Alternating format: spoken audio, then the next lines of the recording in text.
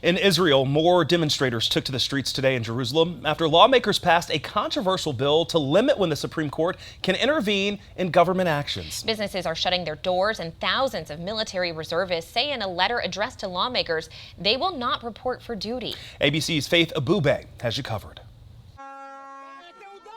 Anger on the streets of Jerusalem as widespread protests against a multi-stage plan to overhaul the judicial system intensify.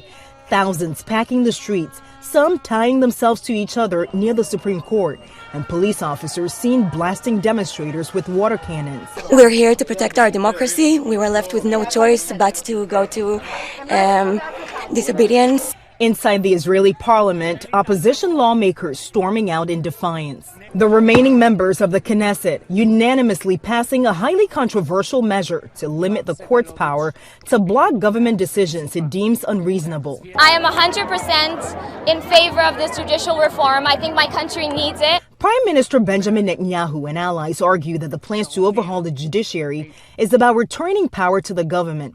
But critics have called it a full-blown coup meant to crush Israel's Supreme Court and protect Netanyahu, who's facing criminal charges for bribery and corruption. The long-serving leader has dismissed the allegations and called criticism that the judicial reform would destroy democracy absurd.